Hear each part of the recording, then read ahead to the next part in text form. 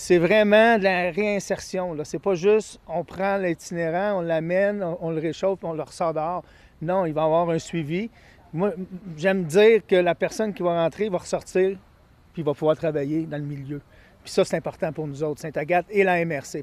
On vient d'entendre le maire de Sainte-Agathe-des-Monts, Frédéric Broué, participait, lui, à une annonce importante cet après-midi. Une ressource d'hébergement pour les personnes en situation d'itinérance va être construite à Sainte-Agathe, dans une région où vraiment ça a explosé là, en quelques années. Philippe-Antoine Saulnier s'est rendu dans les Laurentides. Bonjour, Philippe-Antoine. Bonjour, Annie. On parle de quel type de ressources à Sainte-Agathe? C'est l'organisme Lahut qui va construire son 4e établissement après ceux de Saint-Jérôme, Terrebonne et Joliette. Alors, un nouvel édifice où on va trouver 40 places d'hébergement, dont 12 petits studios pour sortir des jeunes de l'itinérance. Il y aura un dortoir de 6 places et une halte chaleur qui va être ouverte l'hiver. François Savoie, le directeur général de Lahut. L'idée, c'est d'accueillir les gens dans la situation dans laquelle ils se trouvent, les accompagner, les supporter, les orienter vers les services dans la communauté, travailler avec ces gens-là pour qu'ils aient accès à des soins et des services. On devrait avoir une psychiatre sur place dans un programme Prisme, fait qu'accompagner les gens là, qui ont des enjeux de santé mentale, des enjeux de dépendance ou des enjeux de n'importe quelle nature à reprendre le pouvoir sur leur vie puis sortir de l'itinérance de façon durable. Alors, la hutte de Sainte-Agathe, ça va être situé sur la route 117. La construction devrait commencer dès cet été et l'ouverture est prévue dans un an environ. Il n'y avait pas de ressources d'hébergement à Sainte-Agathe? Il y a déjà eu une halte chaleur qui a fermé ses portes il y a quelques années. Depuis quelques années aussi, on héberge quelques personnes dans des chambres de motel dans cette région-là pendant l'hiver. Mais il y avait vraiment un trou de service entre Saint-Jérôme et Mont-Laurier, ce qui est quand même une immense distance. On a choisi la hutte pour s'établir à Sainte-Agathe parce que cet organisme-là offre une gamme étendue de services, comme l'explique Émilie Contant, qui est responsable du dossier de l'itinérance au 6 des Laurentides. C'est vraiment un continuum de services fort intéressant qui permet une plus grande réinsertion sociale, puis d'accompagner les gens là, pour pas qu'ils reviennent à la rue aussi. Donc, c'est un modèle qui est éprouvé puis qui fonctionne bien.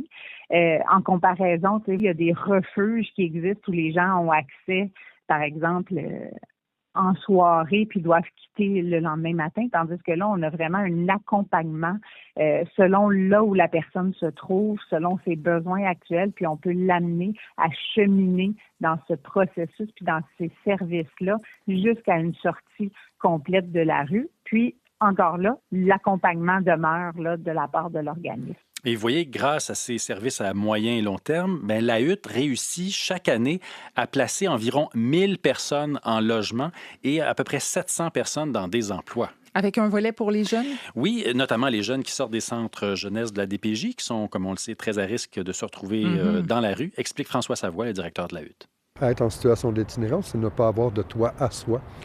Fait que quand la personne est prise en charge dans un service, que ce soit la protection de la jeunesse ou dans un service long terme au niveau de la psychiatrie ou dans un centre correctionnel, on la considère comme quelqu'un qui n'a pas de toit à soi. Fait qu'elle est déjà dans ce contexte-là.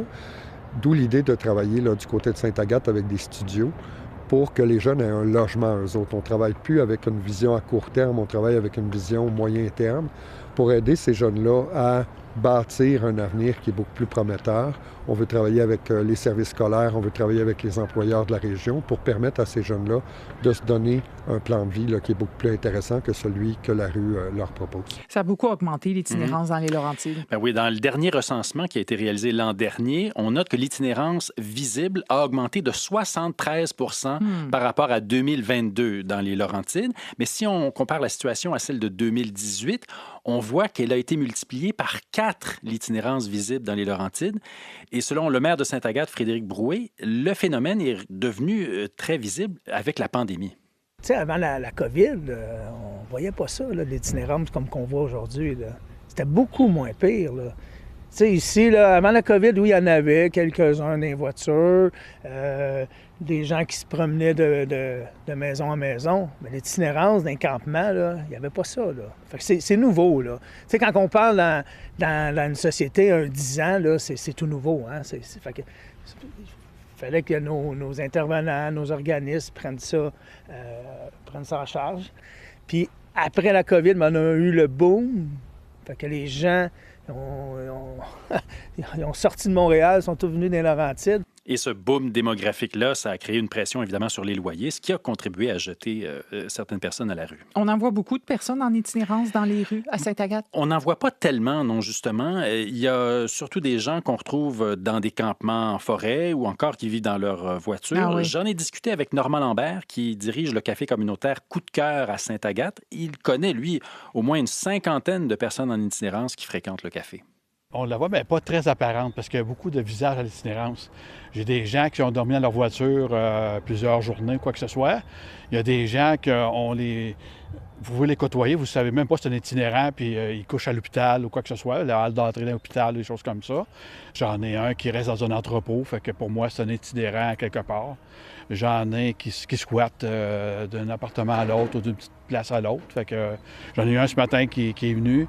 Il a squatté hier dans une chambre avec quelqu'un d'autre, puis à soir, il dit « J'étais pas bien, fait que je vais dormir dans la rue quelque part, là, en forêt. » Là, Et cet hiver, M. Lambert a fourni des repas aux personnes qui étaient hébergées dans des chambres de motel, incluant des jeunes. J'en ai des jeunes. Cet hiver, il y avait 20 ans, le jeune, puis il était très intéressant, qui couchait au motel. Puis bien, il dit là, les appartements, je peux essayer de me trouver quelque chose, mais je peux pas, c'est trop cher. Puis ça peut être dans toutes sortes de situations, situations familiales, la famille n'est pas là ou quoi que ce soit. Parce que souvent, les itinérants, j'ai remarqué, ils n'ont pas de famille. Là. Ou ils ont été rejetés de la famille par rapport aux choix qu'ils ont fait dans leur vie. Là. Fait que, il y a plusieurs que je vois qui ne sont pas entourés du tout. Là. Ils ont juste nous autres, dans le fond, des organismes comme nous autres qui se sentent au moins un peu, qui tentent un petit peu la famille familiale. Là.